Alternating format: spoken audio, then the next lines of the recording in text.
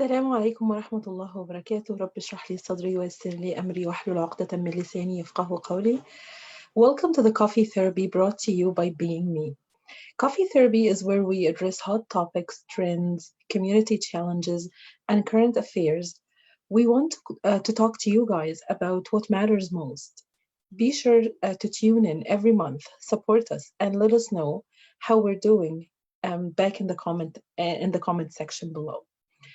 We always like to start our sessions with Quran recitation. So today we have our dear sister Nusaiba Quraishi. Nusaiba is 11 years old and she attends MAC Islamic School. She's been in the Hifz program for the last 3 years, and mashallah, Nusaiba has memorized 19 juz and she's currently memorizing the 20th. May Allah bless her. She's a bookworm and she loves to read. She's from the Waterloo community. And Nusaiba has 4 siblings and likes to play basketball. She will recite Surah Al-Duha for us from verse 1 to verse 11 with the translation. Assalamu alaikum, Nusaiba. السلام عليكم. أعوذ بالله من الشيطان الرجيم. بسم الله الرحمن الرحيم. والضحى والليل إذا سجى ما ودعك ربك وما قلى وللآخرة خير لك من الأولى ولسوف يعطيك ربك فترضى ألم يجدك يتيما فآوى ووجدك ضالا فهدى ووجدك عائلا فأغنى فأما اليتيم فلا تقهر وأما السائل فلا تنهر وأما بنعمة ربك فحدث صدق الله العظيم. By the morning sunlight and the night when it falls still, your Lord, O Prophet, has not abandoned you, nor has he become hateful of you. And the next life is certainly far better for you than this one. And surely your Lord will give you so much to you that you will be pleased. Did he not find you as an orphan, then sheltered you? Did he not find you unguided, then guided you? And did he not find you needy, then satisfied your needs? So do not oppress the orphan, nor repulse the beggar, and proclaim the blessings of your Lord. MashaAllah, Jazakallah khairan, Nusaiba, and hopefully, inshallah, we'll see you again very soon. And may Allah bless you and complete your hifz. So today's topic, we wanted to speak about the 2020 challenges. 2020 challenged us with a lot of bad news, grief, isolation, constant adjustment to massive changes, and unprecedented uncertainty. As a result, many are feeling internally challenged mentally and spiritually, and many people are burned out. People are experiencing unprecedented low mood and anxiety and despair.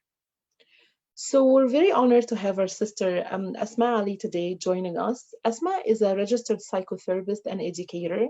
She's with the College of Registered Psychotherapists in Ontario, CRPO, and she's a member of the Ontario Association of Consultants, Counselors, Psychometrists, and Psychotherapists, OACCPP, and the Ontario College of Teachers.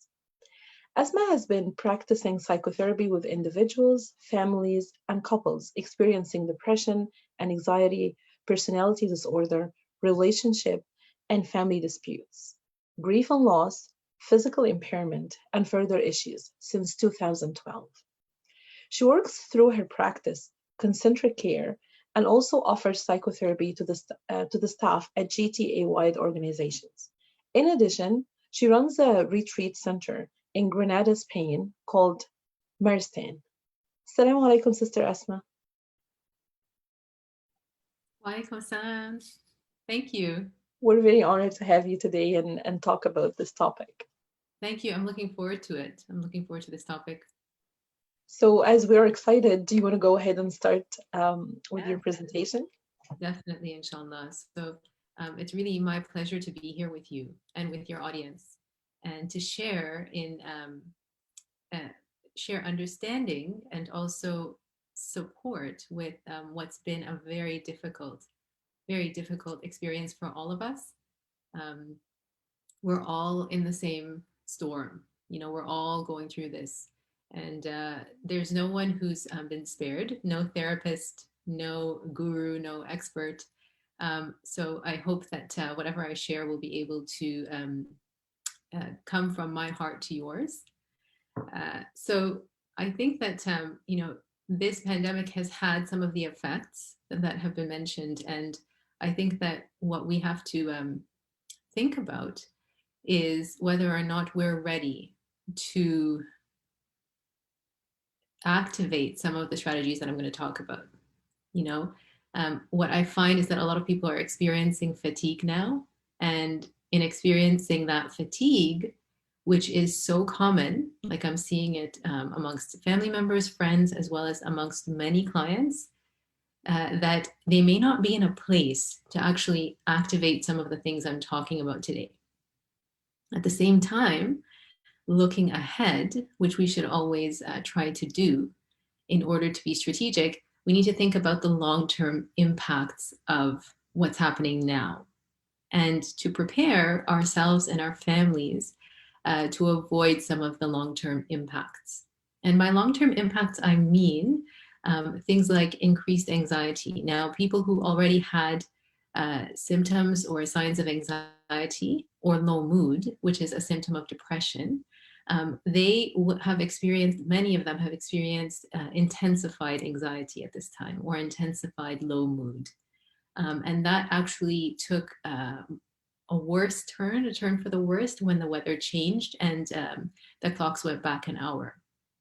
And then people who perhaps never really noticed or experienced symptoms of acute anxiety are starting to see signs and symptoms, and it's presenting in things like irritability, sleeplessness, inability to fall asleep, or waking up at night and not being able to fall back asleep, um, tension, increased stress, and that shows in things like chronic pain or muscle pain or tension that are actually more acute now than they were before.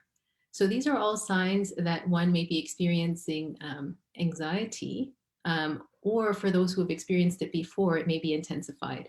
And then also with people who have experienced low mood before, they may be experiencing more sensations or feelings of hopelessness, of despair, a loss of hope, of not being interested in normal things, of isolating. Now, that's when it comes to anxiety and depression, like symptoms and signs of those things. But in addition, I think what a lot of people are experiencing because of the pandemic is more isolation. And by isolation, I don't just mean the isolation that's been mandated by our governments, but isolation from family members, isolation from friends, and kind of getting into the comfort zone. So, you know, if you've been experiencing these things, like more signs of anxiety, more signs of low mood, if you're isolating more, what you may be doing is protecting yourself. Like this pandemic has actually sent us into a kind of prolonged state of what we call fight or flight mode, which is the body's natural response to a threat. So the pandemic, being a virus, is a threat. It's an unseen threat that's out there that we all know about. We're constantly being warned about. We're constantly protecting ourselves against. And so our bodies now receive the message that there's a threat out there and put us into this mode where we release hormones that protect us, that cause us to prepare ourselves to either um, run from a threat or to fight the threat. And in that process, we get symptoms of stress and anxiety. Now, normal amounts of that are okay, but then increased amounts of that are problematic. Um, and that's what leads to things like chronic anxiety, right? So our bodies are in this constant state of fight or flight mode. And that's what's causing the fatigue and the burnout, you know. And something to keep in mind is that if you're experiencing that, your children and spouse and family members are probably, like siblings, are probably experiencing it as well. But people may not be talking about it because it's just not normal. Like, who talked about this amount of stress and anxiety and so on due to an illness before? right? So it's not normal to talk about anxiety being associated with something like a virus. And so a child may not come to you and say, I'm constantly tense or I'm constantly afraid, but that may be actually happening for them. So today I'm going to talk about what I call 4 resilient attitudes, but they're really attitudes that we should build into our lives in order to counteract the uh, thoughts that we are under threat and that we can't handle it, in order to reduce the amount of stress that we're facing. And in order to strategize long term to reduce that stress over time, so that when the vaccines are actually used and the pandemic restrictions are lifted and we return to normalcy, we're not experiencing chronic anxiety as a result, or states of depression. So I'm going to, in this presentation, outline what those 4 resilient attitudes are, and more importantly, how to build them. Okay, so the 4 resilient attitudes are: I can handle this. Okay, um, my life has meaning. This challenge is an opportunity. And I'm just coming back to the last one, which is the future is hopeful. Now, when you hear these, they may seem simple, right? I mean, I can handle this. This challenge is an opportunity. My life has meaning, and the future is hopeful. There are things that we're told to think all the time, like by Islamic teachers and so on, or by therapists. But what I'm going to do is talk about how you can build these into your life for yourself and the people in your care. But before I talk about those, I want to say 2 like really, really important things that I think a lot of people are missing. Okay. And those are to ask yourself if you have taken a reactive or a proactive approach to your mental and emotional well-being during this time.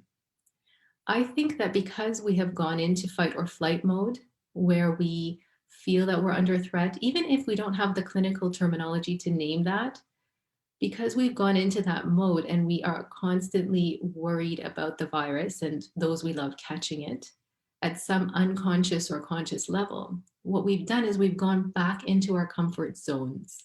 We've gone back into our comfort zones. And that means doing things like whatever makes us feel most comfortable, like eating, shopping, sleeping, isolating, things that don't require a lot of energy, things that allow us to escape a bit. And I'm not here to fault anyone for that. I mean, I do it too. The reason why we're doing it is because we want comfort in this time of threat, in this time of tension. And so, in order for us to strategize to avoid developing chronic anxiety or low mood, we actually have to take a different approach. And so, you have to ask yourself, am I willing to take a different approach to the stress of the pandemic? Not a reactive approach, but a proactive approach to the stress of the pandemic. And that's going to mean a conscious effort. Like for someone to take a proactive approach instead of a reactive approach, they're going to have to make a conscious effort to get through this. Okay, so ask yourself, have I thus far taken a reactive approach to the pandemic where I kind of get back into my comfort zone? I want to avoid things. I tell myself that this is too much to handle, and I'm not actually consciously working on my mental or emotional health? Or have I actually sat down and looked at what I can do to address my mental and emotional health at this time? And again, the benefit is that you will avoid long-term anxiety, chronic stress, even burnout, and also deeper bouts of low mood in the future. Okay, so decide, reactive approach or proactive approach. The second critical question before I get into those resilient attitudes is, are you in control of your mind, or is your mind in control of you? And by that, I mean that the mind has so much power in our lives. it has the power to tell us and convince us that everything is going wrong, that there's no way out of this, or that we can't see the future and we're losing hope. It has the power to tell us that. But that very mind, your mind, has the power to also send you different messages and thereby activate a different response in your body to stress. So if you can send yourself positive messages through your mind, you can actually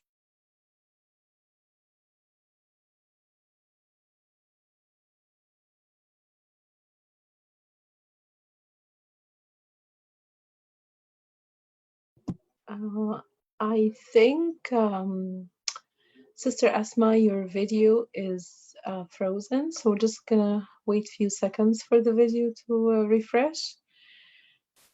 But wow, hasn't she touched on everything that we have been feeling right now?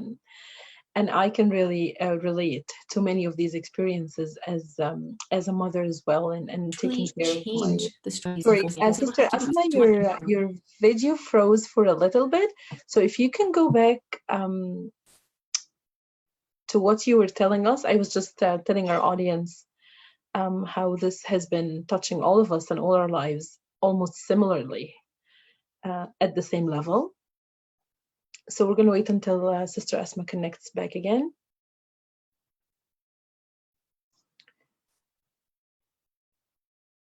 So while we're waiting, I would like to remind you of our Giving Tuesday. You can follow our Being Me page as well to support the charities that we have been supporting. We've had a list of charities that we were able, alhamdulillah, to support, and we are still supporting through the Giving Tuesday.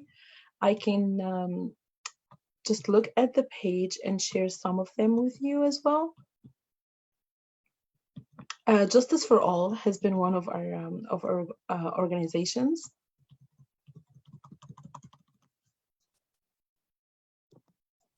And we're just going to wait for Sister Asma to reconnect.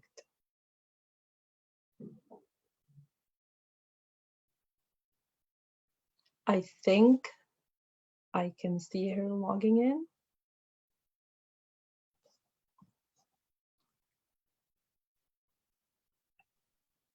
Assalamu alaikum, Sister Asma. Are you back?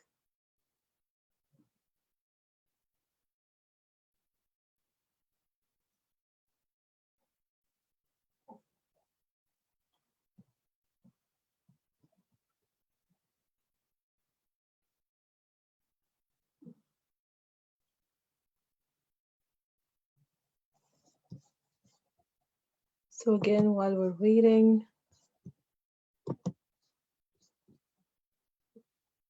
hear me? Your video is not viewing for me, and I don't think we can hear you clearly.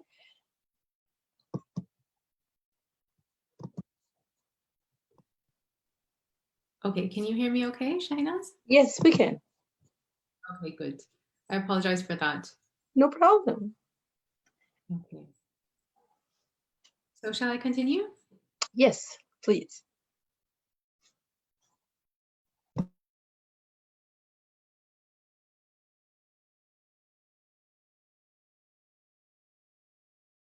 All right.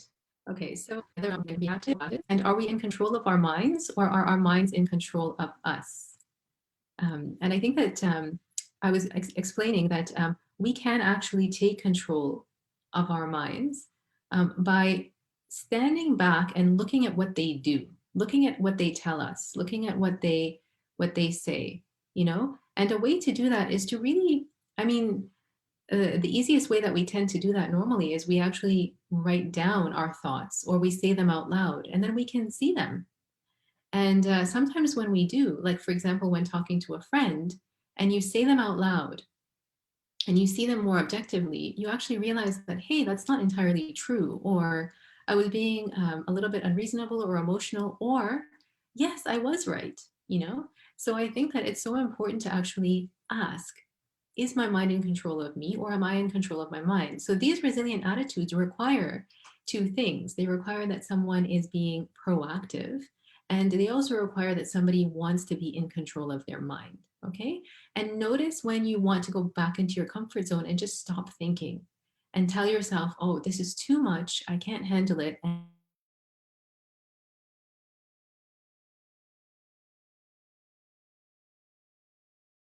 And I need to work in the long term. So let's get to those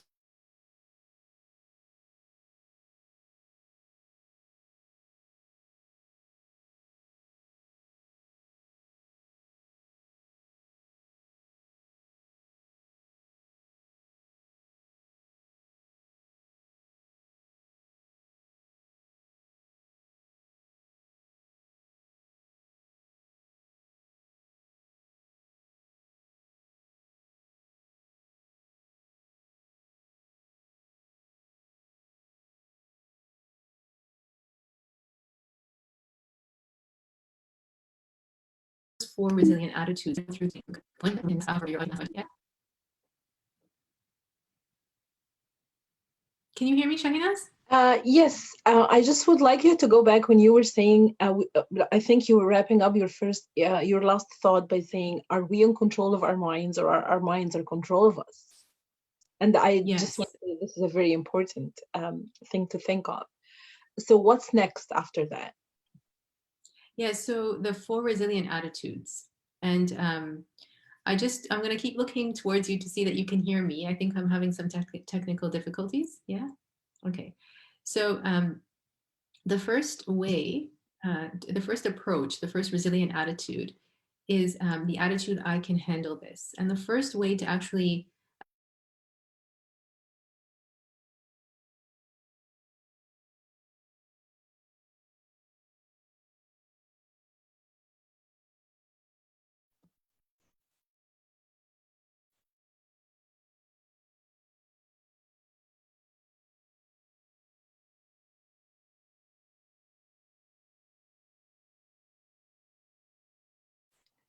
So also, as we're just experiencing some technical difficulties with Sister Asma's video, we will be typing up the 4 elements as check well. yourself with this. What this might say is actually saying, this is very much, because it is very powerful. We will be posting the 4 elements on the video, on the comments. So check the comments, please. I think the first one that she was talking about was, I can handle this.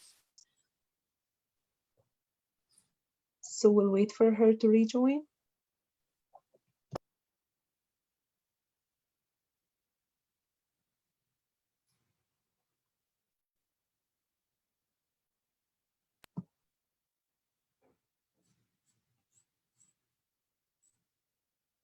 Hello, can you hear me, Shahinaz? Now I can. Okay. So I was just telling our audience that we will be typing up the 4 elements in the comments in case the voice is not consistent. So if you don't mind just repeating the 4. Sure, I can handle this. Yeah. And my life has meaning. Okay. And this challenge is an opportunity.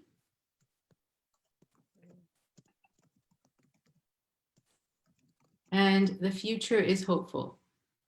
Okay. And you can dive in right now. We've already typed them up. Okay, so I was saying that the attitude, I can handle this, you can check whether or not you're being proactive or reactive by asking, like, what are my thoughts doing, right? Are they saying, I can't handle this? And I said that if you're saying, I can't handle this, or it's too much for me, then it sends a very powerful message to your body and to your spirit that you actually are being defeated by this, right? And then your body starts to react in a defeated way, as if like you don't have the resources to actually handle it. So it may not actually gather the resources that you would otherwise have to fight, for example, physical threats. You actually need to send another message to your system, which is, I can handle this. Yeah. And so the first step in building this attitude is notice what your mind is doing. Okay. The second is to ask yourself, when you look back on previous situations in your life where there was drastic change, which is exactly what we're going through now, there was something massive that happened in your life. What resources did you have to call on? Your inner resources and your outer resources. So, for example, did you wake up for tahajjud more at night? right? And or did you read the Quran more? Or was there a friend or a family member around that helped you a lot?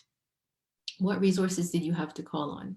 This is a time of drastic change. So it's a time to ask yourself about those resources and to call on those resources. Okay.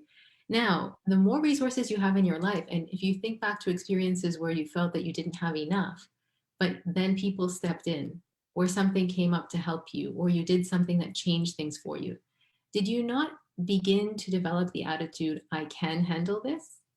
When you think back to that, I can handle this. Okay, so think about the resources you have. That's the second step in building this particular attitude. The third is to think about others who have gone through this and what resources they had or how they got through it, because they are examples that someone can handle this. Now, this pandemic is such a drastic change that it's difficult to think about what it compares to, right? But you might actually think to people who have emigrated and faced drastic change. Everything changed in their environment. What was that like for them, and what resources did they have to call on?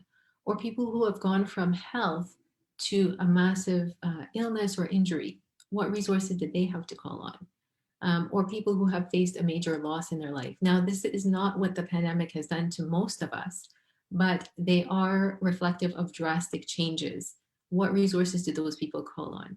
And another source of resources like to look at is the examples of the prophets in the Quran. What resources did they call on when they were in need? Now, one thing to remember is that the prophets والسلام, were actually, many of them, connected to people. They were connected to people who gave them strength. And if you are not connected right now to people who give you strength, then it's actually a fallacy. That maybe the fallacy is that isolation is better for me, that not being connected is okay. No, I think that God created us, Allah subhanahu wa ta'ala created us such that we need other people for strength. We can't get through anything alone. And the best example of this is how Adam alayhi salam asked Allah subhanahu wa ta'ala for a companion in paradise. We all need companionship to get through life. We are not individual beings, we're collective beings. So that's a third way. A fourth way is to challenge our thoughts, okay? And this is basically to list those worried thoughts, like, I can't handle this is too much for me, I don't know what's coming, something awful is going to happen, and ask what has happened before when I had these worried thoughts. Did they actually come true? And also, what is the possibility or the likelihood of this happening? So challenge those thoughts, okay? And then after going through this process where you look at the resources you have, you look at other examples, and you challenge your thoughts, reframe I can't handle this to I can handle this because. I can handle this because. I can handle this because. Okay? So that's the first resilient attitude. Shahinaz, do you have any questions about that particular attitude at this time, or shall I continue? No, I think you should continue, but I think also something to highlight is that that's why with Sister Nusaiba, when she was reciting Surah Al-Duha, Yeah. this is the very time when the Prophet ﷺ was challenged by his own thoughts, feeling like he's been left out and Allah does not revealing more Quran in him. And the reminders in the surah when he was an orphan and Allah took care of him and all the blessings that have come down. So I think it all goes with what you were mentioning about go back to a challenging time and see how you have come through it or what kind of support existed for you. Yes, and realize that Allah subhanahu wa ta'ala carried you through it. You know, when you have faith in Allah, like it doesn't necessarily take away the pain. The pain doesn't disappear. But notice that Allah always sends help. Always, you know, and I know that it's difficult, it's different from person to person. Like this is different for someone, for example, in an abusive home, to someone who is, you know, challenged at work with a difficult colleague, to someone who's struggling with their child. Every situation is different. But I mean that when we ask Allah, things happen. And it's about recognizing the things that happen, but also going for those things. So when Allah sends help, do we take the help or do we reject it? When Allah sends an out, do we go through the out or do we refuse it? You know, so these are things to keep in mind. So I'll go to the second resilient attitude. Yeah. The second is my life has meaning. Okay. And this is something that people may non-consciously be affected by at this time, where like there's so much uncertainty that people don't know what's happening going to happen in 2021. They don't know what's going to happen to their jobs. They don't know how their children are going to be affected by the anxiety that's rising amongst them. They don't know what's going to happen with school, all sorts of questions. And then major life events have been postponed and things like that. Um, so people may actually non-consciously lose a sense that they have meaning. And meaning, conversely, is actually the thing that helps a lot of us get through life, isn't it? Like when you have a sense of purpose and meaning, you can live through so many things. So notice if you have lost a sense of meaning at this time, that you have purpose, that you have something that you have to do, like you're on a mission, right? So, for example, a mother who has been trying really hard to do her best with raising her children, and all of a sudden there's all these massive changes. Her child may be acting differently, maybe exhibiting symptoms of anxiety or checking OCD type habits, and she may start worrying like, what's all of my work going to come to? Like, what's going to happen to my child after this, to their education, etc. Well, you may actually have lost a sense of meaning in that transition into this pandemic life, right? And so it's about rediscovering that meaning. How do you rediscover the meaning? Ask yourself, what gave you meaning before, and bring it back into your life, you know? So one of the ways that I do that for myself is to list goals and to make sure that I reconnect with those goals, to stay connected to the goals, even in small ways, right? But another way that we need meaning in life is to be connected to people and to things. And that means like asking yourself, what am I connected to in life? And what have I been connected to in life? Like, put it this way, think back to a time in your life when you felt really connected to the people around you. It could have been a different community in a different place. It could be where you are now. You felt really connected and you felt like you belonged. Think back to a time in your life when you felt really connected and you felt like you belonged, and ask yourself if you lost some of that in this era, in this pandemic. Now, in order to deal with that, it doesn't mean replacing it with new isolated activities. It actually means rejuvenating those connections, rejuvenating that sense of belonging and community, even in a virtual way, or even by meeting outside in the cold. It means doing different things with the same groups of people. So you can't meet anymore for coffee, but you have a virtual chat every month. So wherever you found that deep connection and that deep sense of belonging, you need that to feel that you have meaning in life along with your life purpose. Okay. And then another way is to ask yourself if you are connected to the spiritual. Now, this pandemic has come to teach us lessons. Um, just like Ramadan comes and we proactively plan to fast, to abstain from certain things, to change certain things, to radically be disconnected from certain things that we were previously connected to, this pandemic has come to put us in a state where we are having to abstain from certain things, having to disconnect from certain things, having to be deprived, so to speak, of certain things. Why? Like, there must be a meaning, there must be a reason to it, right? Allah is sending us certain messages, or He wants us to take certain things out of it. So, in Ramadan, we actually plan for that whole experience, and it makes us feel better that we can plan. Here we have been thrown into something that we can't plan for, but it doesn't mean that Allah doesn't want us to take the same types of lessons out of it. So ask yourself, like, what is it that Allah wants you to learn from the abstinence that you are practicing? What is it that Allah wants you to take away from the grief that's around you, from the loss that people are experiencing? And the messages that you get when you ask yourself those questions are lessons to take forward into the future. So find meaning by reconnecting to the purpose of life, to Allah through the messages that He is sending you through as a result of the abstinence and the difficulty of this experience. Okay, that's the second attitude. my life has meaning. And if you can source meaning from these different areas, then you can actually find some deep motivation to keep going at this difficult time. Shall I continue to the third and fourth, Shahinaz? Yeah, certainly. Okay. So the third attitude is this challenge is an opportunity.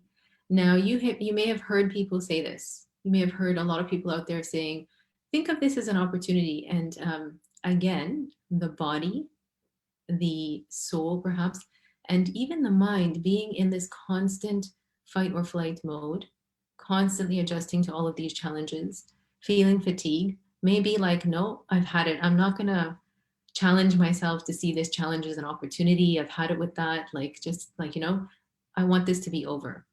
Now, that may not be a conscious thing. It may be non conscious. Like a part of you may be saying, I can get through this. But a large non-conscious part of you may be saying, I've had it, you know? So I understand that. But again, this is about being proactive, not reactive, right? And you have to choose. You have to choose whether or not you're going to be proactive. It's for you. So to build this attitude, notice what you are looking for in your day to day. Are you looking for the next piece of bad news?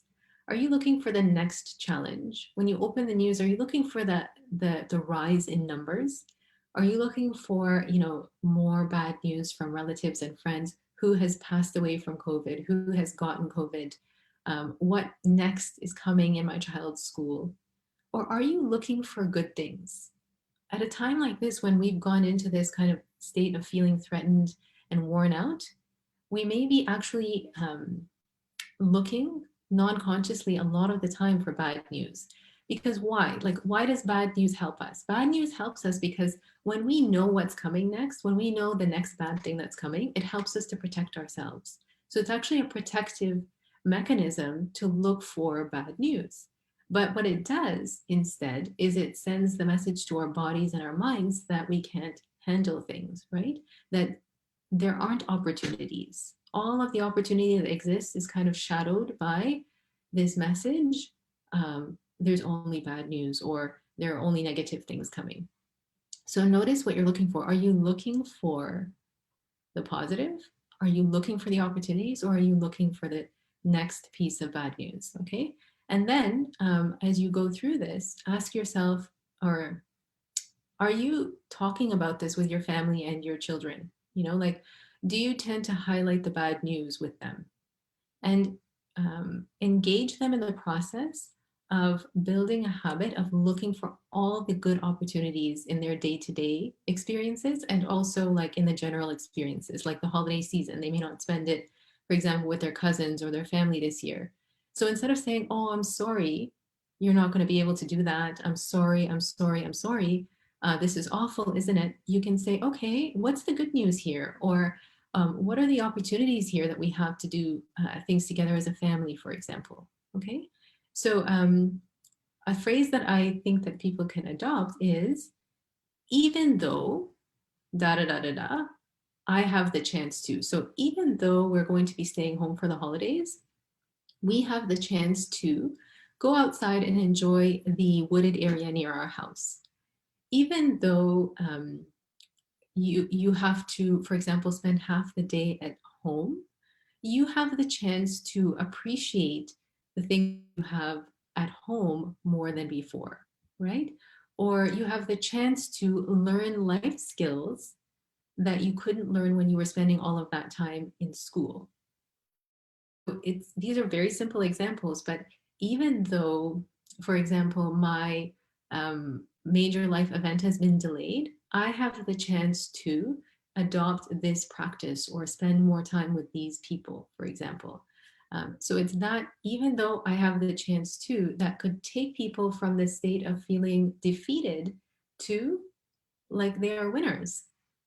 And then thinking about the challenges that teacher is another strategy I sometimes use. So imagine the pandemic came as a teacher, in the form of a teacher, like a man or a woman, a great wise person. What is it teaching you? And then you can apply that to micro experiences in your day to day. Something goes wrong and you say, what did this come to teach me?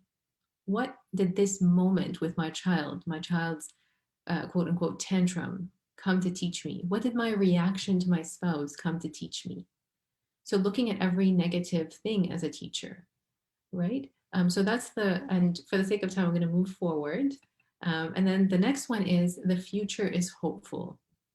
So the last resilient attitude is the future is hopeful. And you know, when I use this word hopeful, I mean, all I see in my mind sometimes is gray because I can't think that far ahead. So again, notice your thoughts. Are they reactive? Are they reacting to the bad news, or are they proactive and saying, okay, let me look for the signs that the future is hopeful? Okay. And then ask yourself, what does the past tell you? What does past experience of negative events tell you? Was there a time when you were like deeply in difficulty? And then did you get over it? And that getting over it is where you find hope. So when you look back to those experiences, did you get over it? Was there hope in the future, even though when you were here, you didn't think it? So there's hope, right? And then another activity you can use is to actually look ahead to a year from now and imagine where you want to be and plan from that. And ask yourself, in a year from now, when I look back on the pandemic and the time that we had, what do I want to have gained from it? What do I want to be able to say happened? Okay. So rewind instead of letting your mind fast forward in a negative way. Okay. Another strategy you can use to plan for the future is to take it into your own hands. And that is the most proactive thing, which is to plan for the future. Plan for the future. So when this is over, this is the trip I want to go on, or these are the skills I want to have built, or this is what I want to put on my vision board. So something I did in this time was to actually revise my vision board so that I maintain a focus and a hope on what it is that I want to do in my life, leaving aside all the challenges that I've been facing with the pandemic. And this is something that you can also engage your family and your children in. What is it that we want to do when this time is over? What is it that we want to be able to say that we achieved when this time is over? And then two final points on this, that you can actually look for concrete signs around you that there's hope. Like, where are there signs around you that there's hope? For example, are you healthy? Are you healthy? That's a sign of hope, isn't it? And then have you been blessed with food during this time? Have you received love from people around you? That's a sign of hope. And these things like health, things like having food on the table, things like receiving love, these are very, very hopeful things. They give us hope for the future because these are things that are more basic that for many people, not everyone, unfortunately, actually remain. We can be more certain of them, right? So there are so many things to place hope in, even if we can't know what's coming tomorrow with the pandemic. And it's about maintaining a focus on those. So you can actually engage your family in this by asking them to list with you what it is that you have to be grateful for or certain of every day, or to list with you what it is that you can place hope in every day. And I call this a gratitude circle, and it's done with other people. So all of a sudden, like, you're standing in the kitchen or you're with your kids and you say, let's do a quick gratitude circle. Let's list 10 things that we can be grateful for or we can have hope in right now. And you just go back and forth listing those things. And I think it's brilliant if you can make this a regular exercise, because it sends the message to the people around you, to yourself, to your mind and your body, that there is hope, that things will be okay. So just to revise those, I can handle this. My life has meaning. This challenge is an opportunity, and the future is hopeful. And if you have any questions, Shahinaz, about how I can, individuals can support their families like children with building these, I can talk about them. I realize I didn't get into detail about that. Yes. Yes, certainly. I'm actually looking at the questions that we have, and I think you're like on the point of how can we support others? Because for me, myself, as I'm listening to you, I feel like, okay, for me to be able to do all of that, I need to be mindful of my own challenges at the moment to be able to support somebody else.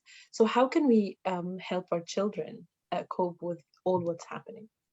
Yeah, I think that's so important to think about. Um, First of all, is to notice whether or not they're struggling as you are. So, for example, are they more irritable? Are they more tired? Are they more resistant to doing things that were normal? Um, and instead of reacting by judging this as being like misbehavior, being mindful that they are probably going through a lot of the signs of stress that I told you about earlier. Okay. Then the second thing is to engage them in regular conversation about this. So instead of avoiding talking about what they may be experiencing as a result of the pandemic, which we may think of as being protective, um, it's actually denial, because the children know what's going on. Children know what's going on. Even my nephew, who's only 3, he just turned 4. He's very conscious of what's happening. So talking to them about it and asking them, like, are you afraid of anything? um, is there anything that would make you feel more safe? So a short answer to the question about children is that what children need more than anything, just like all of us, is to feel safe. And a question to ask yourself is, are they feeling safe? And what can you do to make them feel more safe? Now, the other side of that is to help them to build these resilient attitudes, because there's being like helping them to be safe, but there's also being overprotective, and that's not healthy either, right? So the first thing is to make sure that you are not reading their misbehavior as just misbehavior, but also maybe signs of anxiety. Okay. The second thing is to have conversations with them. And you can use tactile things like books, like storybooks with characters who have gone through a problem or a challenge, and ask them if they can relate to that in any way. Okay. Then the third thing is to actually help them to build these resilient attitudes. So, in all of the strategies that I talked about, there are ways to apply these attitudes to children. So, for example, um, when the child is going through, like, let's say that they are resistant to going to school, okay, or they're resistant to doing a task at home, okay, and you're checking with them to say, like, what's the problem, or you're noticing that they're reacting in a way that signals that there's resistance, what we call resistance to doing whatever it is that the task is. Um, Asking them to think themselves of a time when they did it, when they were successful at doing that thing, or a friend of theirs who has done it. So looking at examples of other people who teach them that I can handle this. That's just one strategy. But there's also like helping them to feel that they have meaning. So kids, they connect with superheroes, with characters in books, with people who they look up to. So asking them to compare themselves to those characters and say, what did that character do? That helps the child to gain meaning from their act. Instead of saying to the child, you are being like this or you are doing that, say, when this happened to this person, what did they do? And drawing their attention away from the thing that they're really scared of to the thing that would make them feel more safe. Okay. Um, One final thing I want to say about children is that you may notice that they're doing things like checking more, that they're washing their hands more, that they're more afraid to go out. And while they need to feel safe, so they will need to continue to do those things, because now they've kind of been programmed that if they don't do those things, they won't be safe. So you can't really take those things away from them. But what you can do is model for them a more balanced behavior. So, for example, if they come into the house and they want to wash their hands, you can say to them, instead of allowing them to wash their hands like 5 times a day, 5 times between, 2 hours, for example, or 3 hours, saying to them, okay, let's have these checkpoints where we wash our hands together. So you're modeling for them that you are safe by doing it at this frequency, and that it sends them the message that they can also be safe by doing it at that frequency. Again, so the message again is to not remove that mechanism that they're using for safety, rather to reduce it and to model for them how they can reduce it over time instead of just telling them. That's great, actually. Thank you. So there is another question here that we received or that we have. So I know that you went through a lot of strategies, and I think that these strategies will take some time to implement. But what Mhm. do we do when we sense this anxiety and this stress just starting within us? Okay, good. That's a Like great this question. moment you feel it, yeah. That's a great question. So, it begins with asking, like, what are some signs that the anxiety or stress is rising, right? And I think for many people, the most prominent sign is going to be irritability around other people. Okay, so if you notice that you're becoming irritable or that you're not wanting to be around people, that may be anxiety rising or stress increasing. Also, if you notice that you are not sleeping as well at night, or you're restless, you're not able to focus or concentrate, those are signs that stress or anxiety may be on the rise. And the reason I say notice is because it's the first step in treating these things, in addressing these things, I should say. So notice if these things are happening for you, and then ask yourself what you need. This is a time of crisis. It's a time when there is danger around us, but there's opportunity. It's a time when things are like majorly different. So a lot of my, people I've been in touch with, clients and so on, are saying, I think I'm okay actually. Like, I'm working, I have food. Why am I feeling this way? And they don't give themselves permission to check in on what they need. So I say, it's okay. Like, we're all in the same storm. So check in on what you need and give yourself that. If you need space from a family member, give yourself the space from a family member. If you need to eat differently, eat more frequently, but just be mindful of what you eat. If you need more rest, then feel free to say no more frequently, as long as it doesn't cause imbalance in your life. So I think, in addition to noticing what's happening to you, it's about giving yourself permission to do less and to address your own needs, because you're in the same storm as everyone else, even if you're a caregiver, even if you're trying to look after other people. Right? So sometimes your body will say, I need, more nutrition, or I need sleep. Readjust your schedule, say no to more things, to more people, and give yourself permission wherever you can to say, to address those needs. Okay. And then another thing is making sure that you have a good mental buffer between you and other people. So at this point in time, you may be overwhelmed by simple things that people do. Like simple gestures, or people invading your space, or what have you. You need a mental buffer. Now, a mental buffer can come from several sources. One of them is by having space. But when you have space, it doesn't just mean isolating and watching, for example, binge watching shows or what have you, which I'm not problematizing. I'm just saying it's not necessarily space, because then your mind is filled with other things. But space is also taking walks, exercising in your home. Okay. Other ways of gaining space are to journal, because when you journal, you actually write down your thoughts and you get them all out on paper.